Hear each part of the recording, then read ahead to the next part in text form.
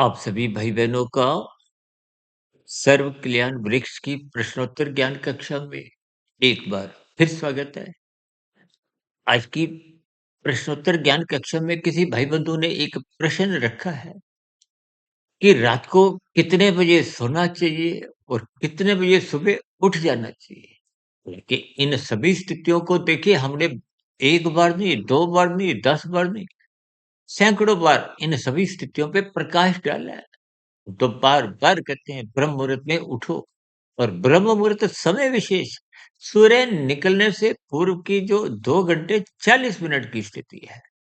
देखिए 24 तत्वों का ये ब्रह्मांड है, 24 तत्वों का ही आपका हमारा 3 शरीर हैं और 24 घंटे की ही स्थितियों को हमने अलग-अलग वीडियो में ब्रह्म मुहूर्त ज्ञान उपदेश कक्षा में तो बहुत बार विस्तार से लंबी-लंबी वीडियो में हमने इन पर प्रकाश डाला है। क्योंकि सर्व कल्याण वृक्ष में देखिए हमें कुछ छोटी वीडियो के रूप में एक सरल शब्दों में कुछ साधारण परिस्थितियों में ही इस पर विशेष बात रखना पसंद इसलिए करते हैं क्योंकि इस संध्या वेला ज्ञान कक्षा को सुनने वाले राजसी मनुष्य अधिक होते हैं।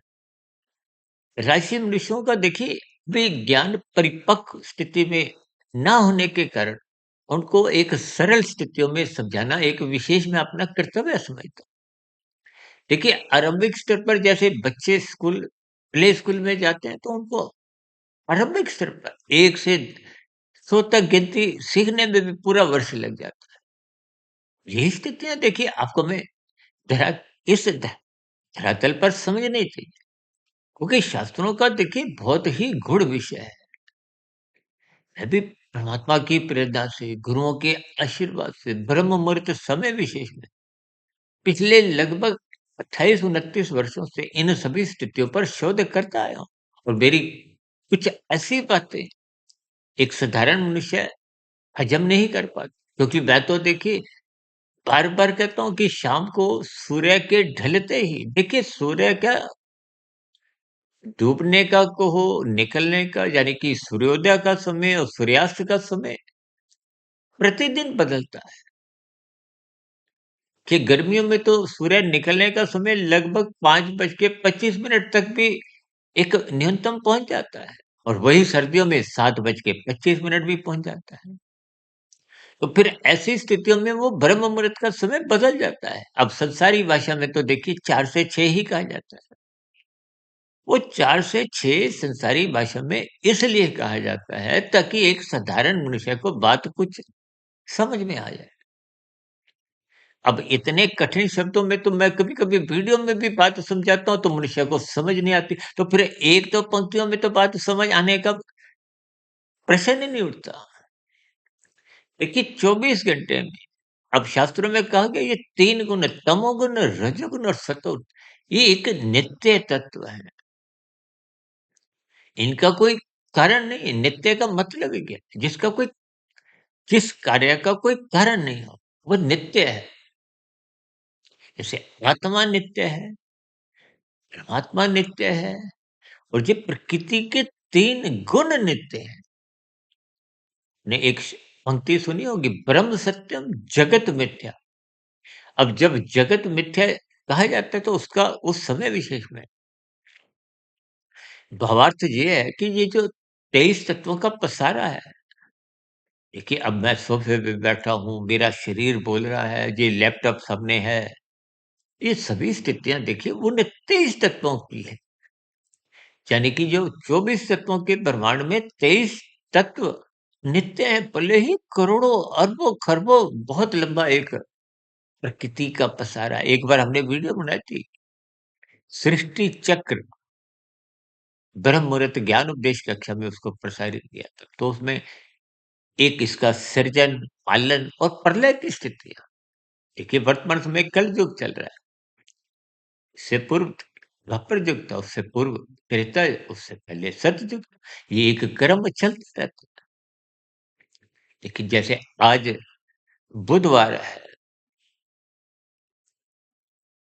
कल बृहस्पतिवार होगा, कल जो बीत चुका है वो मंगलवार था। तो सोम, मंगल, बुध, वीर, शुक्र, शनि, इतवार खत्म होते ही फिर सोमवार। ये प्रकृति की एक अंतहीन प्रक्रिया को हो, चक्र को हो। देखिए सौर मंडल में आप कहीं भी दूर-दूर तक कहीं भी अपना दृष्टि डाल दो, तो आपको इन सभी स्थितियों का कुछ आंशिक ज्ञान होने लगेगा। यानी कि ये 3 तत्व नित्य हैं, लेकिन ये 23 तत्वों का जो पसारा है, परिवार है, ये अनित्य है।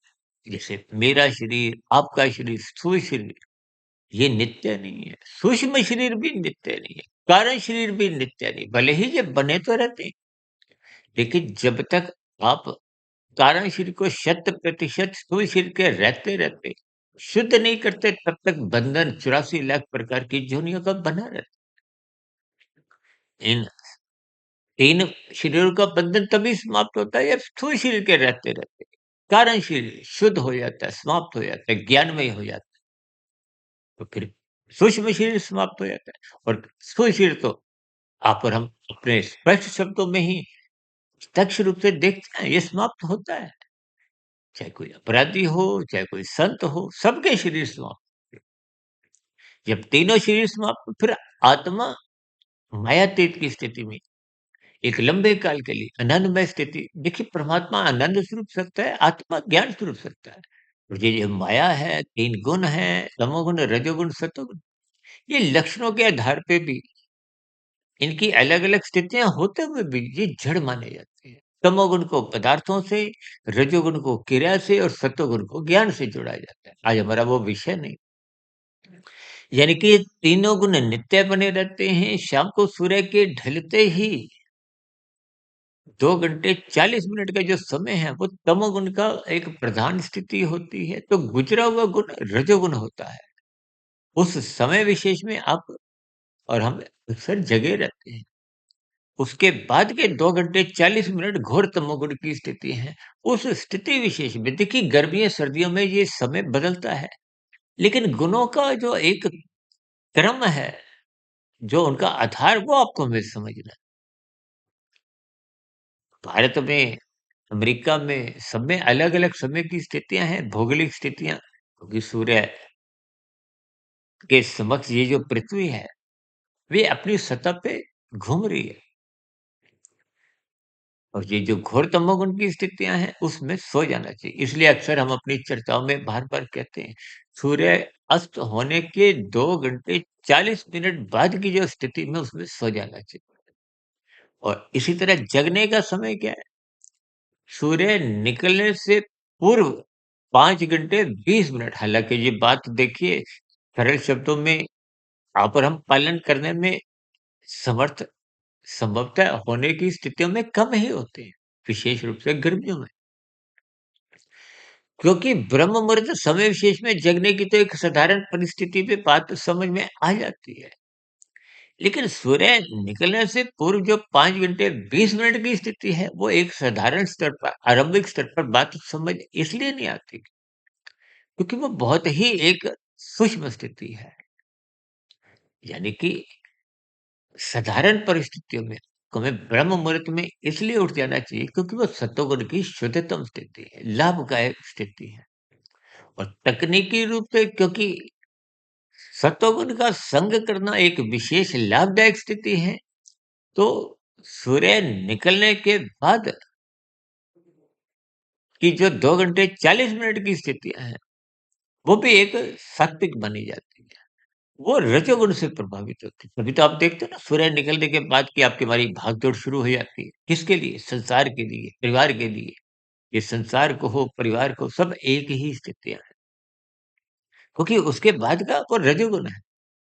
देखिए 24 घंटे का दिन-रात, 8-8 घंटे के 3 गुण, ये प्रधान स्थितियाँ हैं। क्योंकि ये तीनों गुण नित्य हैं, तो एक गुण प्रधान, दूसरा गुण, तीसरा अति गुण होता है। जैसे शाम को जब सूर्य अस्त हुआ तो तमोगुण का अभिप्राय उस समय अंधकार में स्थितियाँ हैं। उस अंधकार में स्थिति में गुजरा हुआ गुण रजोगुण था और जो गुण आरंभ हो गया वो तमोगुण है। तो तमोगुण प्रधान, गुजरा हुआ गुण रजोगुण, वो गौण। और क्योंकि सतोगुण तो अभी बहुत दूर है अभी आने में, वो अति गुण माना जाता है। अब ब्रह्म मुहूर्त समय विशेष को इसलिए विशेष स्तर पर कहा जाता है क्योंकि गुजरा हुआ रजोगुण संसार वो बहुत पहले छूट जाता है और रजोगुण अभी जगह नहीं है, संसार अभी जगह नहीं। तो फिर ये सतोगुण की जो शुद्धतम स्थिति है, जैसे घोर तमोगुण की स्थिति है, इसी तरह ये ब्रह्म मुहूर्त समय विशेष सतोगुण की एक शुद्धतम स्थिति है। इसी तरह दिन में देखिए रजोगुण की स्थितियां हैं 3, एक में प्रधान होता है। दिन में देखिए आपकी हमारी भागदौड़ कितनी अधिक संसार को पाने की, किसी भी तरह धन कमाने की को क्रियाओं की ये विशेष प्रधानता होती है। इसलिए हम सभी भाई-बहनों को इन गुणों के आधार पे जितना जल्दी संभव हो ब्रह्म मुहूर्त में उठिए तो बहुत ही अच्छी बात है। और ब्रह्म मुहूर्त समय विशेष से भी और पूर्व उठ जाएँ तो बहुत ही अच्छी बात है। इसका अभिप्राय क्या है कि सूर्य निकलने से 5 घंटे 20 मिनट, देखिए 2 घंटे 40 मिनट जमा 2 घंटे 40 मिनट वो 5 घंटे 20 मिनट की स्थिति है। उस सूर्य निकलने से पूर्व के जो 5 घंटे 20 मिनट की स्थिति है वो सत्वगुण की प्रधानता है। और ब्रह्म मुहूर्त और अधिक शुद्ध है क्योंकि तमोगुण सो चुका है, रजोगुण जगा नहीं। और पहले की जो आरंभिक सत्वगुण की 2 घंटे 40 मिनट की स्थिति है, वो गुजरा हुआ जो तमोगुण था, वो एक गुण माना जाता है। इसलिए साधारण परिस्थितियों में मनुष्य उन स्थितियों में भी सोए रहने से कोई विशेष हानि नहीं होती।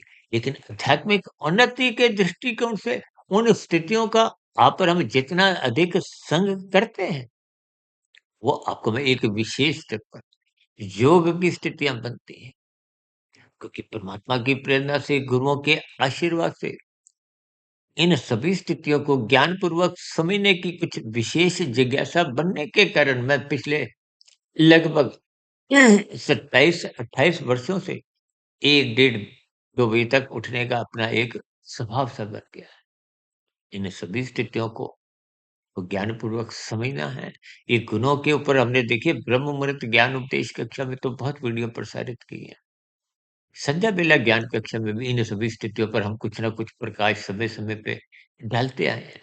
देखिए जब स्थितियों का बोध नहीं भी हो, आप यदि कोई वीडियो ना भी सुनो, तो आप प्लेलिस्ट में जाकर जो 3000 वीडियो की जो प्लेलिस्ट है, उन प्लेलिस्ट में आप केवल वीडियो के नाम पढ़ते जाओ, तो भी मैं समझता हूँ कि एक साधारण मनुष्य को बिना वीडियो सुने भी कुछ ऐसी विशेष स्थितियों का मन बुद्धि के स्तर कुछ उत्सुकता जगेगी।